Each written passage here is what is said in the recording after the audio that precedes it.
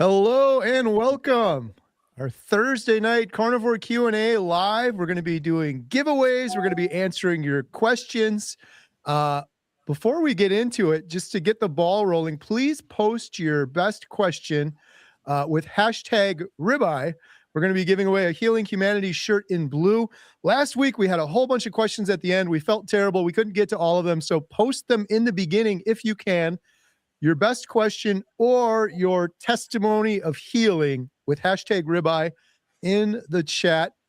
In order to win the shirt, you got to do hashtag ribeye, and you have to make sure that you are following each of the individuals you see here on the screen. Adam, Lynn, Ashley, Barb, and I think Dr. Nelson's here as well. There he is, Dr. Nelson. I have a link in the description for each person you see here on the screen. It only takes 2 seconds to follow each of them.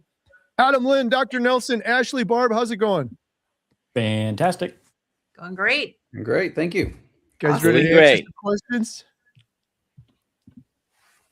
Yes. Let's do it. All right. Hey, before we jump into the questions, Ashley, do we got any big events coming up? No surprise announcements, just our big meat stock meetup we got coming up in May. It's going to be awesome. May 2nd and 3rd. I don't know, Carrie, do you know, are there still tickets left? I think there are. So I would snatch them up and make sure you get out there. Incredible lineup. I mean, pretty much anybody in the carnivore space is going to be out there. It's absolutely amazing. This is a great opportunity if you haven't met people in person, and it's so much fun to meet in person, hang out, and get to hear these amazing speakers. There might be a presentation from Mr. Kerry Mann as well. So make sure you come out and get your tickets for Meat Stock. If you haven't already, plan to be there. We're going to be there. It's going to be great. Meatstockconvention.com. Use code Healing Humanity. And yeah, we made an announcement today. We're going to be doing a screening of Healing Humanity, the documentary, at Meatstock. So if you're attending Meatstock, shortly after that, we'll be screening it here at Montello Theater, and we're going to be announcing several other locations all around the world after that. I just posted about that on my community tab if you want more information. We're encouraging people to sign up for our newsletter. That's where we're going to be dropping all of the venues, movie theaters, locations, on demand, all of that stuff where you'll be able to watch Healing Humanity will be broadcasted out through our newsletter. Speaking of meetups, Dr. Nelson, what do you guys have? Any meetups coming up as well?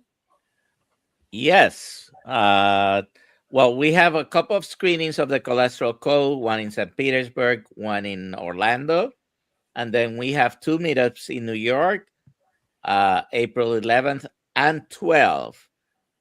I'll be there at both. Dr. Kills will be there at the Long Island meetup on 4/11.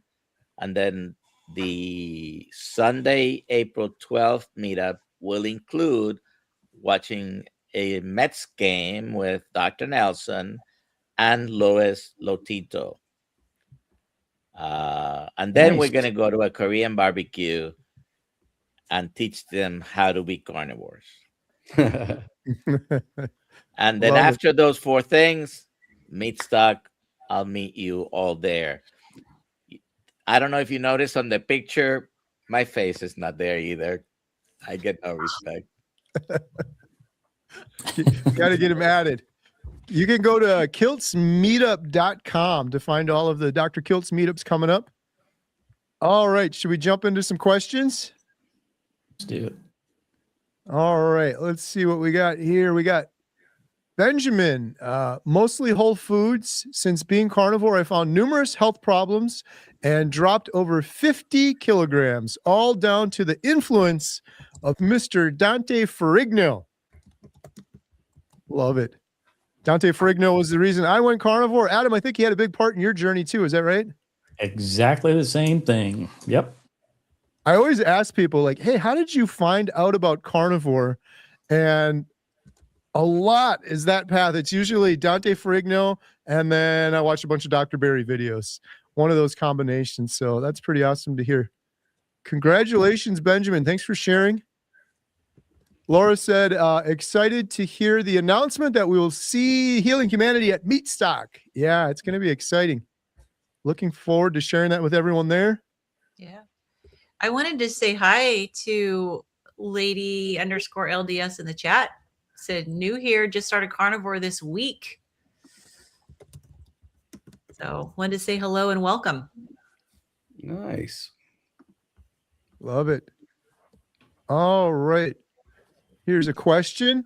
Tom says, none of you look old enough, but has anyone known an elderly woman benefit from weekly microdose of testosterone? Anyone? Sounds like a Dr. Nelson question. Yeah, I haven't heard of anyone at that age getting any hormone replacement, which if you're going to do hormone replacement in females, it's not only estrogen, progesterone, many of them will benefit from testosterone. Highly controversial topic even in the carnivore world, because even some carnivores don't believe HRT are necessary. Some others strongly believe it's so. Dr. Elizabeth Bright and Dr. Kills are on the camp of no, by the way.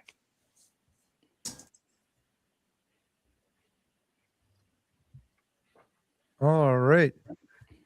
Bucky Badger. Question, when will the movie be out? Just kidding. I seen the post earlier about that. I have nightmares about that question. I wake up in the middle of the night. When will it come out? When will the movie be out in Des Moines, Iowa? When will the movie be out in Chicago?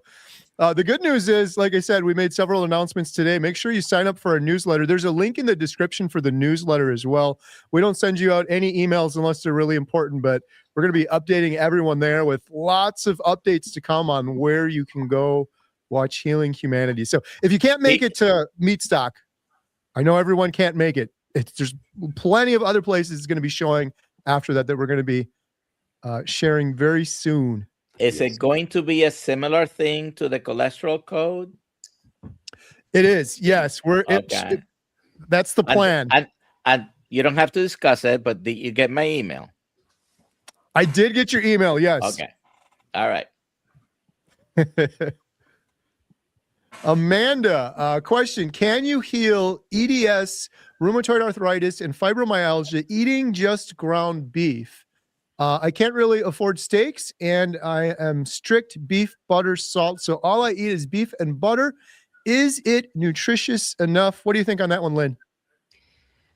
Well, we have to define heal, but you can definitely improve these conditions. So we are really careful in using that term, because especially when you're dealing with something like EDS, autoimmune disease, we don't know for sure whether they can be healed. Healed would mean that it goes away and you can go back to doing what you were doing before, and it's not going to come back. So many of us can put these things into remission, can see improvement. I would definitely recommend connecting with Amy Hosp, who has seen tremendous improvement with her EDS. But yes, you can put them in remission. And she initially was in a wheelchair. She had to start with microwaving hot dogs and microwaving eggs, and was able to improve to the point where she could ditch her wheelchair and is no longer, she still occasionally has some dislocations, but nothing like before. So I would say, if this is what you can afford, yes, go ahead and do that. When you start feeling better, you have more energy, you may be able to branch out, but it is definitely better than eating the processed food and eating the carbs, which are very inflammatory. Good stuff. Thank you, Lynn. Question for Adam. I just started Carnivore, plus downloaded a fasting app. Is it normal to have a headache? Yes, actually. It's very common for many people when they're just starting the carnivore diet to have headaches. I don't know that I would recommend fasting right off the bat until you've done some adaptation, roughly 30 to 45 days. Then maybe consider it. And you may not even, you may notice that you don't even feel like fasting at that point. So I would just wait maybe a little bit on the fasting, but to help with the headaches, it's typically an electrolyte issue. So make sure that you're having enough salt and potentially supplementing with electrolytes like Salter, ALTR, and you can get those electrolytes at livesalter.com. There's other ones like LMT that you can get in the grocery store as well. Some people make their own, and there's lots of different ways that you can get electrolytes. But the main thing that you want to do is to get a decent, clean salt and make sure that you're having enough sodium, and at least during that first initial 3 to 4 weeks. All right. Thank you, Adam. All right. So we're doing a giveaway of a Healing Humanity shirt in blue. For those that just jumped on, please post your best question with hashtag ribeye or your testimony of healing. All right. Question for Barb. Is it possible to overhydrate, drink too much liquid in one day? If so, what harm can it cause? What's the best amount of daily liquid, water or whatever? Well, that's a good question. It's got a few parts to it. So yes, it is possible to overhydrate, to drink too much. As far as harm that it can cause, I mean, it's going to dilute all of your minerals, everything that's coming in, for one thing. I think in extreme cases, it can cause a lot of damage. I know Tim Noakes in South Africa talks about runners that have overhydrated to the point that they lost their lives. And I'll let, after I finish, I'm going to punt this to Dr. Nelson to get the official reason on that. And as far as the best amount of daily liquid, personally, I believe drinking to thirst. And you may have to, especially if you've just started carnivore, really pay attention to your body signals to figure out, hey, am I thirsty? Am I hungry? And also to watch your electrolyte balance to make sure that you're not just drinking water, that you're getting enough sodium, potassium, and magnesium. But Dr. Nelson, can you please address what kind of harm overhydration can cause? So there are a couple of very vital electrolytes doctors measure all the time, commonly, right? And sodium is one.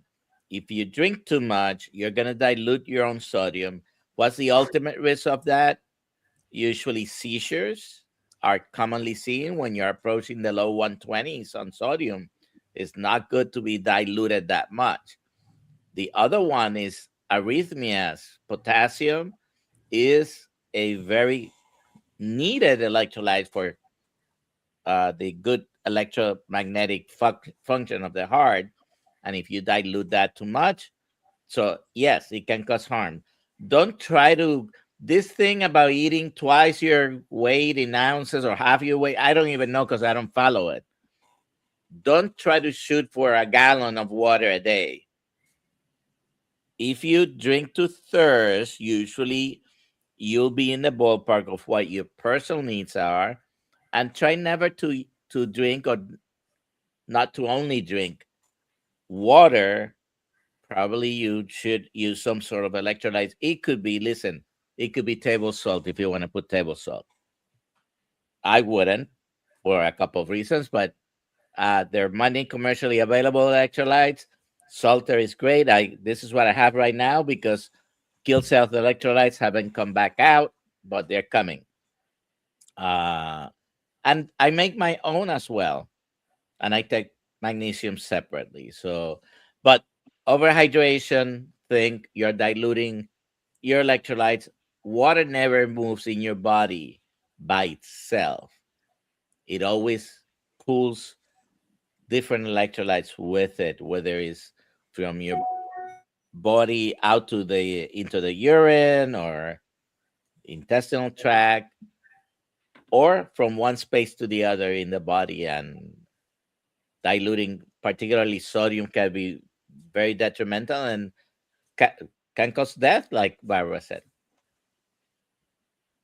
And by the way, medical disclaimer, this is for educational purposes only. It's not medical advice. I'm not your doctor. You're not my patient. There we go on the screen. There it is. All right. Question for Ashley. Is it a bad idea to just go to a farm, hop the fence, and start chewing on a dairy cow? Why is it that I get that one? I think I think you have some experience in that there, Carrie. No, Maybe I a do little- have a question. I do have a good question for you though, Ashley. We have a lot of new carnivores that are just starting out. What are some good sort of go-to meal ideas, options for people that are just starting out? They can't quite wrap their brain around what actually to eat on carnivore. Sure, sure. And I think there was a question that was asking about ground beef being okay to eat on carnivore, and absolutely. I mean, it's whatever ruminant animals is the best source for most of us in America. That's going to be a beef option because that's the most readily available. But of course, any meat is great. So fish and chicken and pork, it's all okay on carnivore. But ruminant animals are definitely the beat. So goat, lamb, beef being the best. As far as cheap cuts of meat, I'm a huge proponent myself of finding the deals. And I look at the ads every single week. I find where the best deals are, and I get my ground beef in fact, this week we had, again, I'm in Texas. I know I'm lucky. We had brisket on sale for $2.99 a pound. Brisket's great. I smoke a lot of brisket. I ground 40 pounds. I ground 40 pounds of brisket over the weekend to make into my ground beef for $2.99 a pound. And I freeze a lot of it, and I've got it stored now. So to me, that's how I like to do things. As far as I buy in bulk, I cut it up. I cut my steaks up myself. I portion them up how I want. I seal them up and I throw them in the freezer. And to I me, wonder how that tastes. Ground. Brisket? What is Brisket? ground brisket? Yeah. it's absolutely fantastic because there's a huge, okay, you know how you get 80-20 in the grocery store? This is going to be more like 60-40, probably. Very large fat content, but it tastes delicious. Just grilled some up hamburgers. In fact, that's what I'm having tonight after the live stream. Very, very, very good. I'm gonna have to buy a big meat grinder just to do that. There you go. I got lucky. I have one of those, and for those, here's another tip. I have one of those KitchenAid mixers. Okay. It's no longer used for baking, but you can get a grinding attachment for those, and it's probably not as robust as a big dedicated meat grinder. So depending on how much meat you're actually grinding, but for me, even the brisket worked fine through it. And get a grinding attachment for less than $100 on Amazon. Awesome. Love it. Thank you, Ashley. Every time I talk to you, my mouth starts watering and I want to go smoke up some meat now. You got me inspired. TMI. My leg and the cow leg there hopping the fence. The brisket. You got me at the brisket. All right. Question for Lynn. Lynn, do you have lipedema as well as mast cell activation syndrome? Trying to get a diagnosis, but it's so hard. So I've had a little mild in the past, but one thing that I've had more than lipedema was lipomas, and they're really painful for sure. I know that they have gone away with eating carnivore. So, and I completely understand it's very difficult. It took me 5 years to get a diagnosis of mast cell activation syndrome.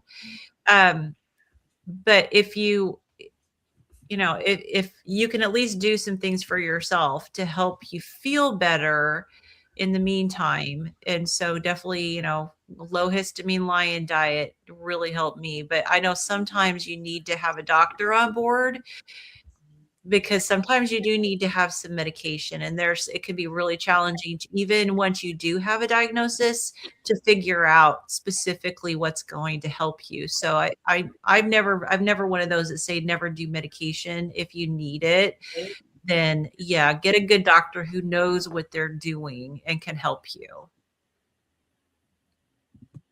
Good stuff. All right. Thank you, Lynn. Dr. Joan 100, Homestead House daughters' voice tone and cadence is just like their dad's. Oh, true. Yep. Sorry. Yep. They both sold me last year. How you feel about fast food beef patties on the go? Are they real or made of pink goo? Oh, this is a controversial question that always gets me in trouble. I have eaten many fast food patties. I watched a Dr. Berry video of him going through a McDonald's drive-thru, and for me, if it's good enough for Dr. Berry, it's good enough for me if I'm on the run. Obviously, it's always better to cook at home and do the best you can at home. But from what I understand it, like McDonald's, for example, it's 100% beef. They don't use any seed oils. But who knows? I don't know. Adam, what do you think? You get any fast food patties? I do all the time. So I don't feel like I'm experiencing eating pink goo. I feel like it's real meat, but who knows? Well, your gut would probably tell you if it was pink goo. I Right. know my gut shouts like crazy even if I have some seed oils, and so I'm okay even with my MCAS with McDonald's hamburgers. The patties, I should say. I have found that most any fast food place that serves hamburgers will do just the patty by itself, but there's a few that obviously I prefer over others that I think they're a little higher quality ground beef personally. So we've got a place called there's a couple of different like little smaller chain burger places, and so if I'm lucky enough to have one of those around, I'll generally choose that over McDonald's, but I've had plenty of McDonald's too. Good stuff. All right. Question for Dr. Nelson, or I guess anyone here. Does anyone know of a list of doctors in Alabama that treats with carnivore, or maybe more broadly, is there any sort of resource or list of carnivore-friendly doctors anywhere? So you may find a couple of databases in a few places. drkills.com is one. I don't know how updated that is. The Society of Metabolic Health Practitioners and the Nutrition Network have some databases from basically all over the world. I don't know how updated it is as well. Sometimes trial and error, just calling around. Mitch, Old Guy Carnivore, just found a carnivore doctor in his hometown in Melbourne, Florida. It's a 68-year-old physician who has been carnivore for a long time, and he is now Old Guy Carnivore's doctor. I don't know that he's listed anywhere. If you live near Melbourne, Florida, his name is Dr. Kimmel, like the comedian, but not as obnoxious. Yeah. I want to add one thing too, like with the Society of Metabolic Health Practitioners, even though they may not list that they're carnivore, a lot of them are very carnivore friendly. And so I would say, even if they say that they're, low carb, high fat, keto, or whatever, we have on our membership site, Healing Humanity Life, we have Dr. Laura Buchanan on all the time, and she's not strictly carnivore, but she's very knowledgeable and treats patients with carnivore. So a lot of these doctors They don't have to be carnivore themselves, as long as they understand from the patient's perspective what the patient is looking for. Yeah. And any doctor, as long as they respect your decision to be carnivore, that's really what's most important. But having them understand it helps.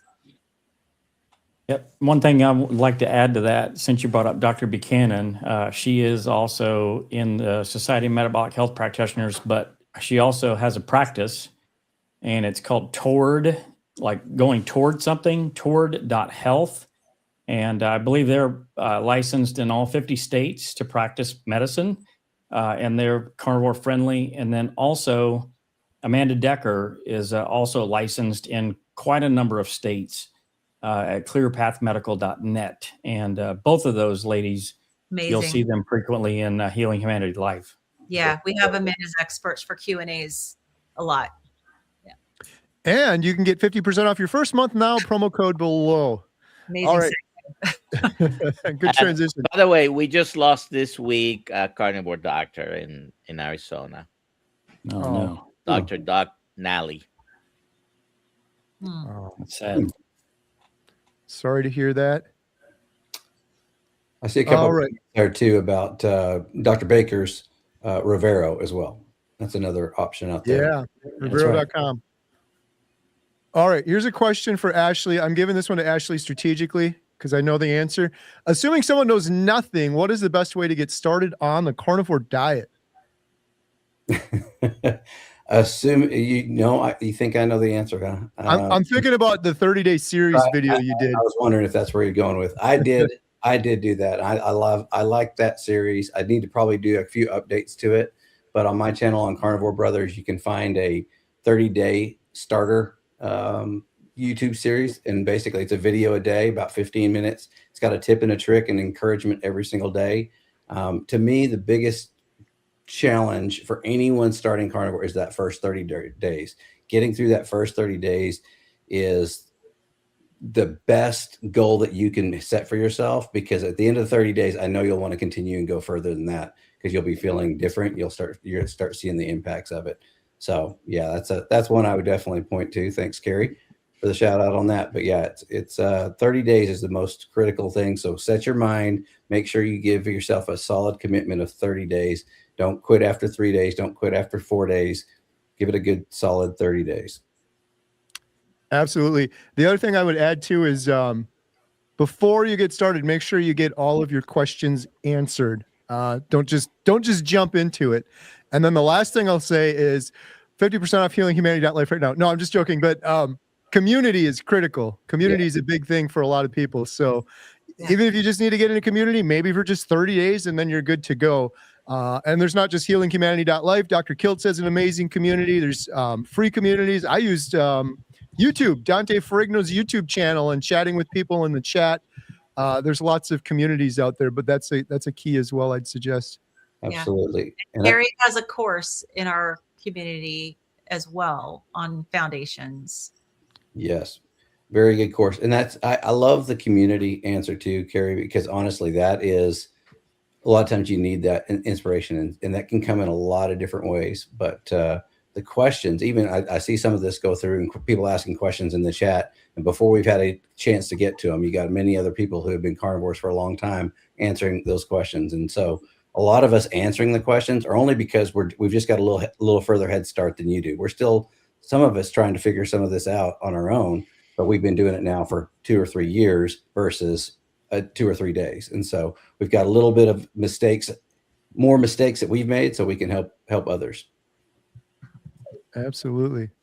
All right. Amanda has a question for Barb. Can you overdo it with electrolytes? I usually always add raw, unflavored electrolytes to all of my water. Again, I think with anything you can overdo it. Yeah. I don't know that it's incredibly harmful or dangerous, but you just might not feel great. I know Adam's experience with using salt for a while, and it didn't make him feel good. So I would say use electrolytes as you feel like using them. 2-3 packets a day for using 27 a day. I would say that might be excessive. What do you think, Adam? Yeah. What is it? The RDA is like 2,000 milligrams a day or something like that. But carnivores, they say roughly 5,000. Really, it's everybody's an individual experiment. So, you're going to want to figure out what that number is for yourself. Yes, you can have too much electrolytes, but typically your body's really, really good at regulating the quantities of electrolytes that you have in your body. So there's usually not a concern with this, but for some people, it actually can be. My experience with having too much salt was had nausea for over a year, and I couldn't figure it out. So it wasn't anything that was really life-threatening. It was just really annoying more than anything. But I eventually found out what it was, stopped the salt for about a year, and now I've been able to reintroduce that. Good stuff. All right. Thank you, Barb. We are going to do a giveaway right now for a Healing Humanity shirt in color blue. And while we're doing that, if you want to get your questions ready for the next round, we're going to do another giveaway.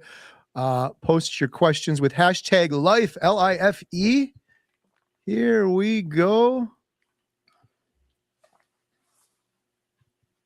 Drum roll. The winner of a Healing Humanity shirt in color blue is Joyful Spirit. Adam, how can Joyful Spirit claim their prize? Well, Carrie, Joyful Spirit can go to healinghumanity.movie/giveaway, fill out the form, and Ashley will promptly send you your shirt. Congratulations. Congratulations. All right. We're going to be doing the Healing Humanity. Well, we did the Healing Humanity shirt in blue. We're going to be doing a 30-day free membership to healinghumanity.life. Post your best question with #life or your testimony. And for a chance to win, it is our community. We do about 12 Zoom calls a week. We have on doctors, experts, individuals. We just did our big Inspire Together call, which we do every Thursday. And if you don't win, you can get 50% off right now using the promo code on the screen. All right. Our next question. This one's for me. #ribeye. Homestead, how you ate carnivore on a cruise. Is it possible to do it at a theme park? It is possible. Not easy, but it is possible. I'm trying to remember. I went to a park with the girls and they had smoked turkey leg. Yeah. That was pretty awesome. Yep. But it's Like ridiculous and it's expensive. We went to a roller coaster park. Six Flags. And you could Six Flags, yeah, and you could leave. So we brought a cooler. I think we brought Powerball with. We brought a cooler with. You could leave. You could go out to a restaurant or bring it with you as sort of a plan B. But yeah, smoked turkey legs is kind of a go-to at several of the big parks. It might be an option. Yeah, that's what Dave and I did at Disney World, is smoked, and we just one we shared. And so even though it's a little kind of pricey, it was like $14 or something, but that's divided between 2 people. Yeah. Yeah. But Those things are huge. Fast. It I doesn't would- have to be an eating day. Yep. I always also bring along, like Carrie said, some beef jerky or something like that. Something easy that you can take with you. Yeah. I know I read the rules for Disney World when we went and about bringing your own food into the park, and they're cool with it as long as you don't have to cook it. Nice. Or just stash it. So if you bring a raw steak, you need to eat it raw. I was just thinking, I can imagine Dr. Kiltz walking through the raw tomahawk ribeye, just chewing on it. It's well within the rules. So, all right. Question for Adam: what has been your best deal find on meat? Well, probably the little slider patties from Sam's Club, $5.99 a pound, and it's ground up ribeyes. That's probably the best one that I could find. Now, I'm nowhere close to the deals that Ashley finds. Like, he's like the super coupon dude or something. I'm gonna answer to that as well, because everybody listening on this live stream right now, if you're looking for a great deal on meat, Easter weekend is coming. Easter weekend is absolutely hands down the best time to buy ribeyes. They almost always go on sale for an extremely good deal. A lot of people do prime rib. That is a draw for almost every grocery store. They'll put their ribeyes on a huge sale.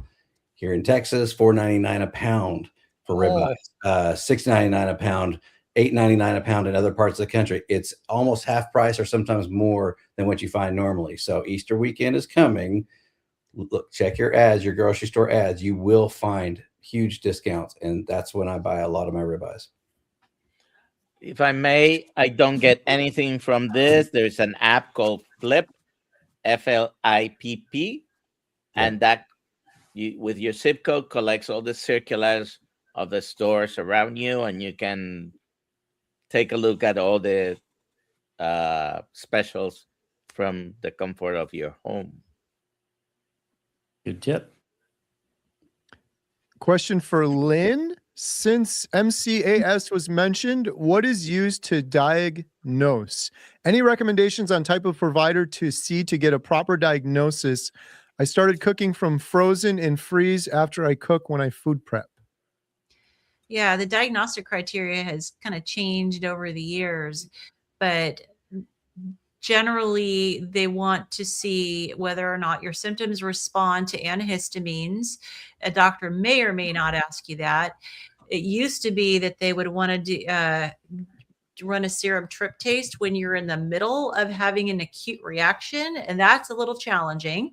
But now they know that the serum tryptase is not always elevated for people with MCAS. They also will, but they'll do it anyways.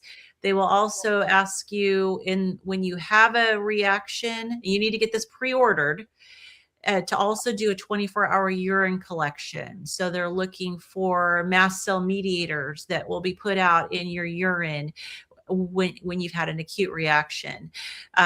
So seeing an allergist is the right doctor to see. I would definitely ask them if they are familiar with MCAS.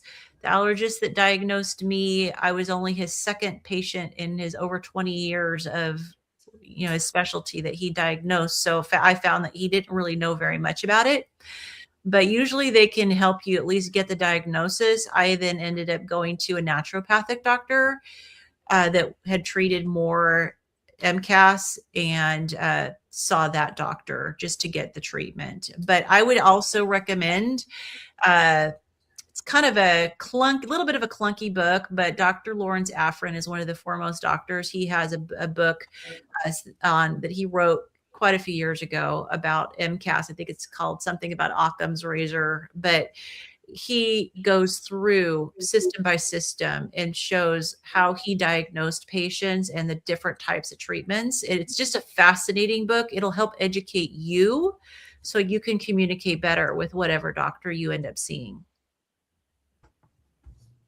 Good stuff. And we got a super chat from USMCPD. Release the movie already. Yes, We Carrie. did. Man, come on, It's dude. out. Meat Stock. Come and see it. Hoarding Montella Theater. it. Awesome. All right. We have a question for Dr. Nelson that's kind of embarrassing. I have a question. It's kind of embarrassing. I have been on Carnivore since this past November. I had a problem going to the bathroom, number 2. I actually had to go to the hospital. It took me 3 days to go.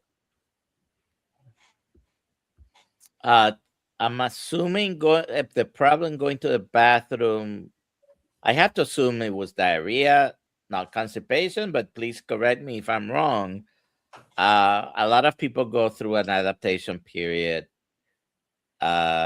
It's not always directly related to the amount of fat, but to the change of in diet, the change in microbiome, and often also to the amount of fat that you're taking. So I'm sorry you went to the hospital for 3 days. It took me 3 days to go. So I'm assuming it was constipation. Yeah. They made another comment that said they didn't go for 2 weeks, but they didn't say if they were having pain or not.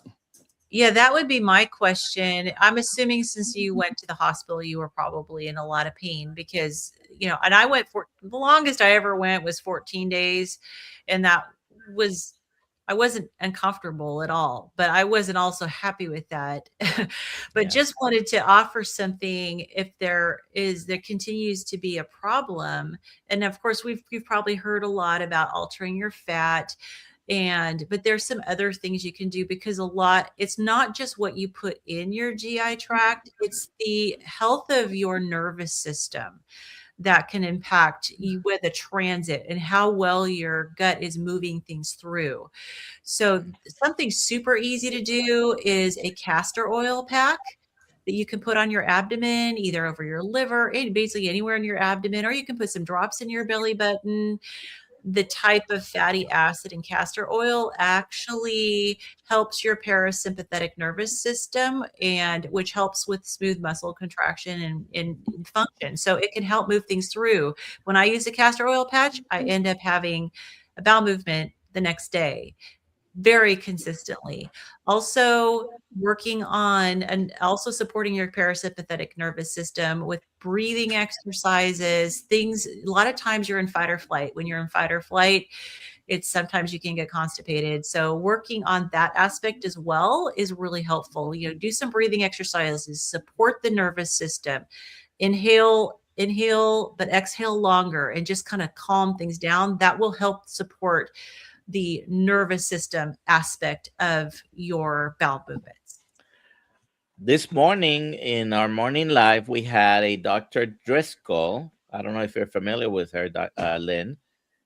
She's an expert in POTS. So we were talking about POTS, but we touched on a couple of things like gastroparesis. We touched on vagal nerve and, gastroparesis. If it was present, it's not only the stomach, it's the whole gastrointestinal motility that gets affected. And so if you want to go and listen, we mentioned a few of those related things. We talked a little bit about histamine intolerance, MCAS, mainly because I asked her, and a few other things related to POTS. Yeah. So you have to remember we didn't talk about the gut-brain axis, and that the gut is our second brain. And so it's really important to remember that there's more. It's more than just the what you put in it. It's this nervous system too. So approach it from both. I used to coach patients all the time with IBS on doing box breathing. So look up box breathing. That's another technique that's been known to help support the nerves of the GI tract. One thing I want to add too, real quick, I got to brag on Lynn a little bit. So Lynn's, she's like the gut guru. So she's actually did a lecture for the Nutrition Network, their new gut health course that they have out. So I'm not sure, Lynn, when they're going to add that to part of the course, but it should be coming soon. Is that right? My understanding is that the course is already out. They asked me like very late in the game, like they were a few days out from releasing the course, if I would do the introductory anatomy and physiology lecture. And so the understanding was they were going to add it to the beginning of their module. So I'm just waiting to hear. I just submitted it. Are you sure it's out? They've been announcing it and selling it, but I don't know if it's necessarily out because Dr. Kills recorded. Dr. Kills just recorded just maybe 2 weeks ago his part for the gut course. Okay. So I don't know if it's out. It may be out. You might be right. Yeah, maybe. I haven't looked, and I don't know if there were decided to wait until because I was the last one, to submit the lecture. So, yeah. So keep an eye out for it. Just go to the Nutrition Network website. You can sign up for it. If you want to know all the ins and outs, literally, of your gut, and this lecture that Lynn did will make your head spin. So lots of really, really good information, very, very knowledgeable. But I hope that it was accessible. I did run it through Adam and Barb just to double check, and I'm hoping it's accessible. And if you have to, if you're going to blush if someone says anus,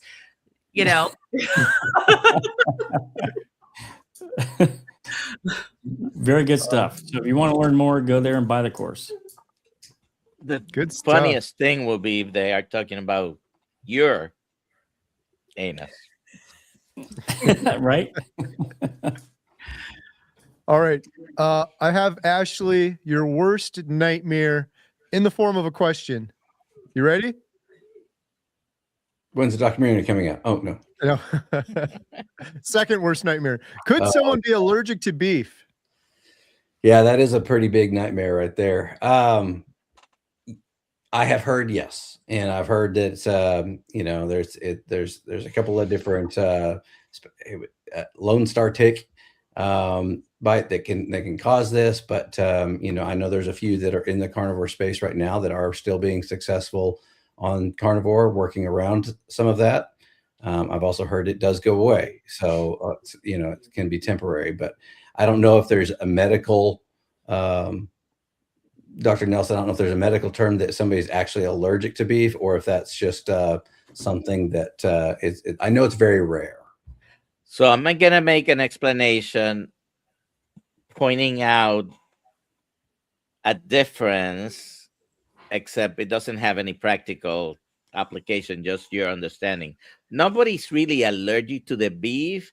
Once you get bitten by this tick that introduces some antigens into your body confuses the meat antigens for the antigens of what the tick injected in you.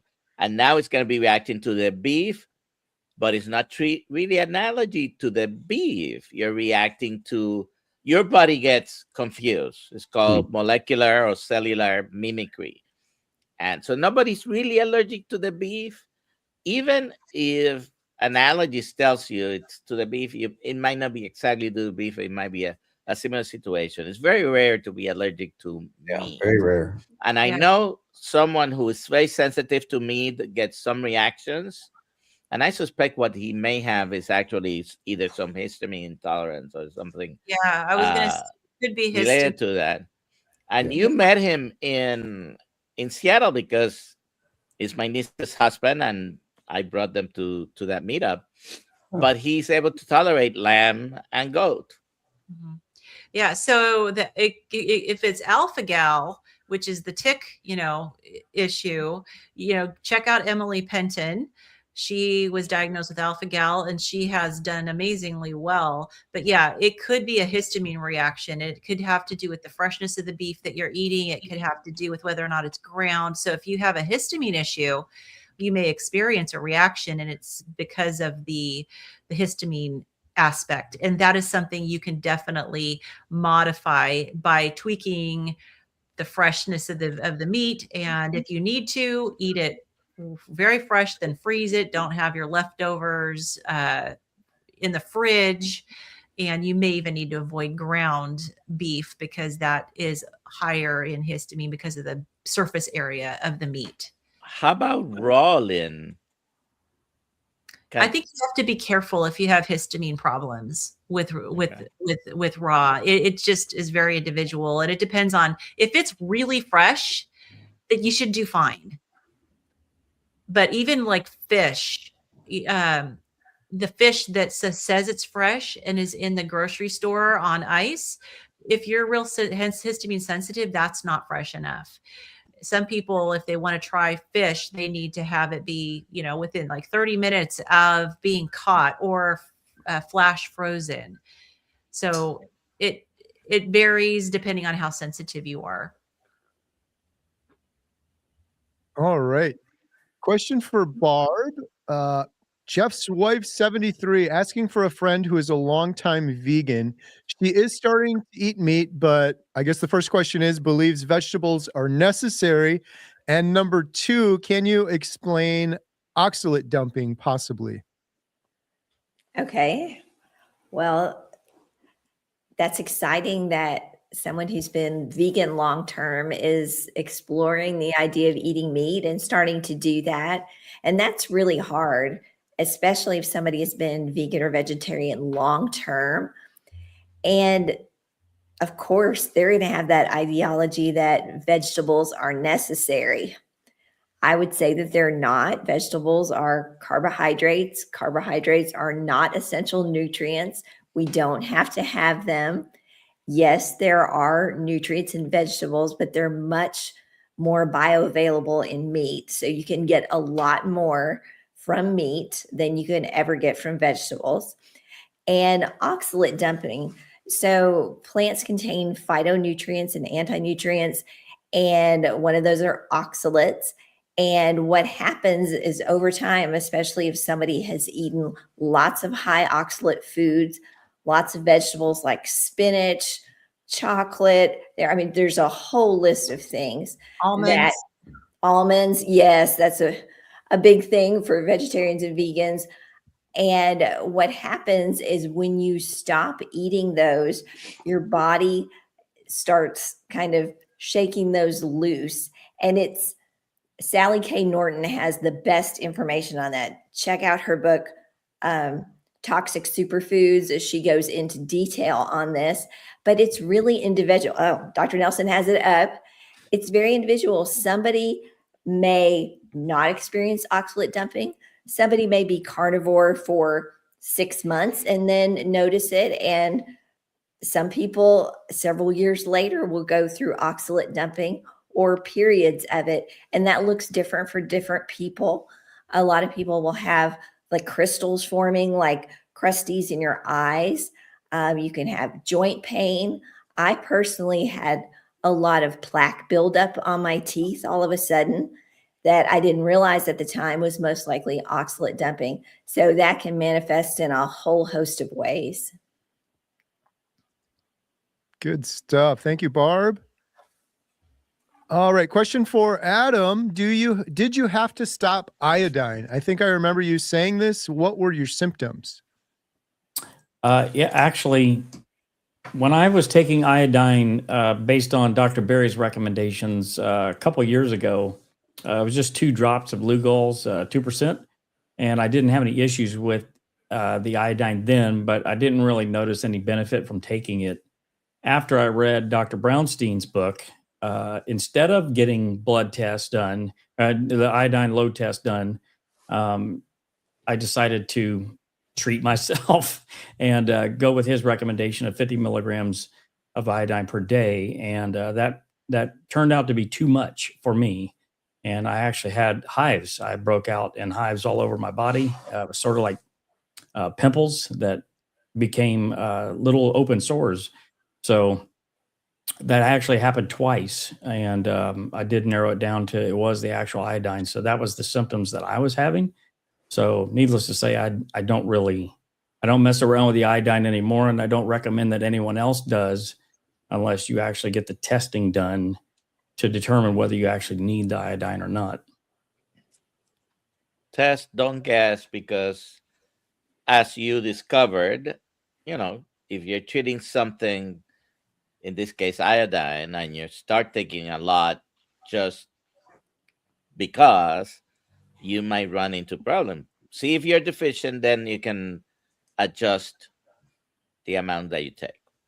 Yeah, Dr. Brownstein made a compelling case in his book that I read, and it was based on that is what I made that decision on. So And I've read a couple of his books. I've read a couple of his book. I have one from 25 years ago. I still have it in my office. I disagree with him in the part of recommending without testing. However, he does recommend a test. Right. Some people I just bypass that part. Yeah. Do not recommend. Yeah. In fact, in his book, in the back, in the appendix, he does have 2 labs that you can order the test from, that at least they are at labs in the US. And it's $70 to get the iodine loading test. So it's fairly affordable. All right. We got a question for Lynn. I have a friend that is very ill and overweight. Other than the 30-day start, what would you recommend to help him be successful? One-on-one coaching, etc.? ? Oh yeah, definitely. Very ill means a lot of different things. Very overweight, being very ill also makes it really challenging when you're trying to lose weight. And I can definitely say I lost a lot of weight without even exercising. And I would say don't push them to exercise, but support is definitely something that would be helpful. I would say coaching would be great if he needs coaching. Joining a membership site where he can get community support I think is really important too. And it may be a good start because it's a lot more affordable. And that way he can glean from tons of people who've walked the path that he's walked and participate in Zoom calls, ask questions, and feel supported that way. And we have coaches in our membership site too. So then if coaching is needed, absolutely. But I would say encouragement, take it slow, show yourself grace. You're not going to heal everything in 30 days. You're just getting started and your body's still adapting at that 30-day point. And so realistic expectations are also really important. A lot of the doctors say, give it a good 90 days. And the longer you go, the better you're going to feel. And he's going to be a lot more capable of doing it on his own. All right. And we got one for Dr. Nelson. I like your before and after background. We need carnivore-friendly doctors in West Virginia, very resistant to change locally. So a compliment for Dr. Nelson, followed by another question. How much? By the way, let me answer her. Although I did put in the chat, I was briefly licensed in West Virginia. I have worked in West Virginia, by the way, in an emergency room. And then we have a question. So how much is too much salt?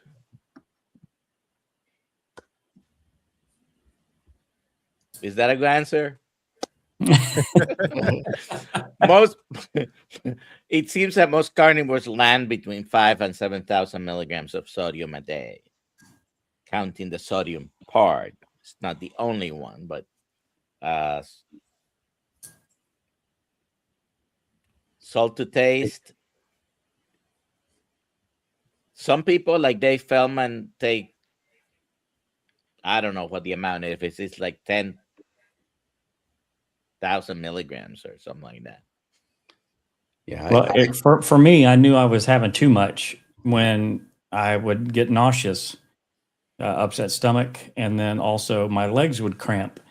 So when I took salt away, then my legs didn't cramp up. So there's certain things that your body will do that'll indicate to you that maybe you're having too much salt. You just kind of have to try to get a little bit more in tune with your body, and hopefully, there's something that's indicative of having too much salt for you if you suspect that might be the issue.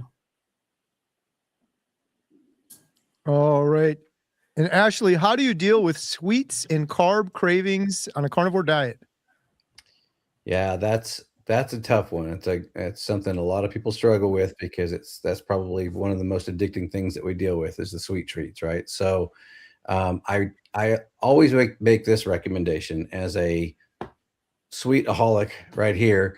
It took a while to get past that, and so longevity helps for sure. But initially, while you're still having those cravings, have good simple snacks around. Bacon, butter were my go-tos. If I was starting to have a sweet craving or something, I just wanted to scour, because my family wasn't carnivore at the time. If I want to scour through the pantry and get something that wasn't carnivore, I went to bacon. I went to even biting a piece of butter, and that satisfied that. The other Or a piece pinch of advice, salt.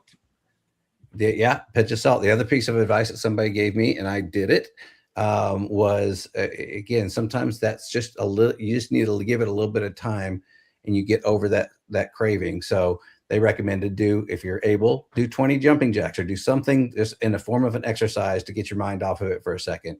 And that helped me a couple of times too. And so the discipline at first is really important, but it does get easier. Those cravings do fade. And I'm amazed 3 years into my carnivore journey that I can look at things that I would never have been able to resist before, and it doesn't even tempt me anymore. So it does get better. You just got to get through the long haul. I can attest to that. Except for brisket. Yeah, but make sure you're eating enough. If it's early on and you're still dealing with cravings, do not restrict. I think that's one mistake that some people early on make, is you're in this restrictive mindset from all those decades of being told that that's what it takes. Don't restrict, because you need to make sure you're eating enough. Good stuff. All right. We're going to do our drawing here. This is for 30-day membership, healinghumanity.life. If you didn't win or we didn't get your questions, you can still use the promo code on the screen or in the description below. Gretchen Hayes 3893. Adam, how can Gretchen Hayes 3893 claim their prize? You're killing me, Carrie. Gretchen Hayes 3893 can go to healinghumanity.movie/giveaway, fill out the form, and Lynn will promptly send you your code. Congratulations. Congratulations. And we got one last message here from Lions Carnivore Podcasts. What an absolute great panel. Well, thank you so much. Very nice. We do have a great panel. If you enjoyed listening to these individuals, please make sure you follow them. I have a link in the description below for Adam, Lynn, Dr. Nelson, Ashley, and Barb's channel. Do you guys have anything new or exciting coming up you want to mention before we wrap up? I do. Yeah, Lynn, what do you got? I finally posted my video today showing all the before from our house that we bought. and Frank Lloyd Wright inspired house. And so check that out on my channel. You can see, you get a walkthrough of this crazy house. And will the after shots of your house be done before the documentary? Some of them, yeah, because we have a lot of work to do, and I will be doing an outside tour too. I have my background with the deer, that's my front yard. So I'll be doing about an outdoor tour too, and just to show everybody. Can't wait to see it. Yeah. It's a great property. Congrats. Yeah. Yeah, we're loving it. Dr. Nelson, what do you have coming up? Well, we have a community called the Kills Mighty Tribe. Of course, you may know, you may be a member. If you're not a member, membership is free. And if you can bring up the picture I have there, Carrie. We are doing our first Kills Mighty Tribe Sardine Challenge starting tomorrow.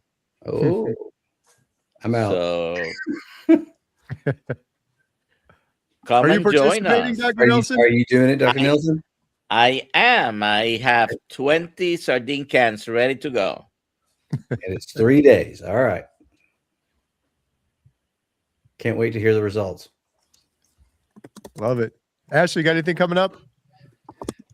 Meat stock coming up, and that's a big one for us. And I will just go ahead and add too, because again, I'm seeing a lot of questions that we didn't get to, but I know that you've mentioned the discount code below, but there's always questions being answered in the community. Was it 12 Zoom calls a week in the community? So if you didn't get your question answered here, there's definitely other places, and including our community, that you can get those questions answered. I love it. And Barb, you had a great interview with Renee. What, you got anything new coming up? Yeah, I should have one posting tomorrow. And I also wanted to shout out the cholesterol code screening in Chicago. I just found out today from Jenny that Dave Feldman is going to be there at that screening. So that's pretty cool. Awesome. Cool. Nice. Excellent. Good stuff. Well, thank you all, the panel, for answering these questions. Thank you for asking the questions in the chat. We appreciate you all. And we'll see you on the next one. We do this every Thursday at 6 p.m. Central. Thank you guys so much. Have a good night. Bye for now.